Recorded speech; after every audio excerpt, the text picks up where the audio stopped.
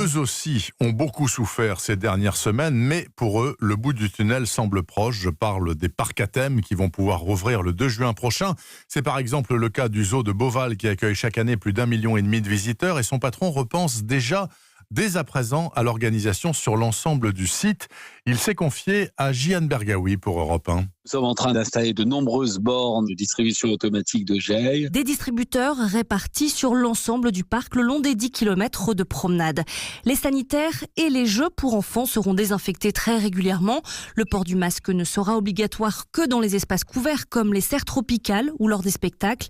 Et pour éviter qu'on ne s'agglutine devant les animaux, le nombre de personnes sera limité chaque jour. Le parc prévoit d'accueillir la moitié seulement de la capacité maximale de visiteurs.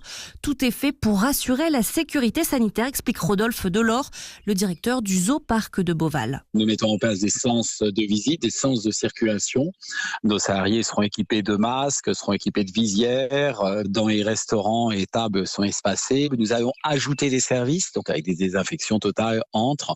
Ça nous a permis de réfléchir encore plus à la fluidité de notre parc. En raison du confinement, les boutiques, les restaurants et les 4 hôtels du parc ont dû fermer. 575 salariés sont au chômage partiel. En 2 mois, le zoo de Beauval a perdu 40% de son chiffre d'affaires annuel, environ 30 millions d'euros.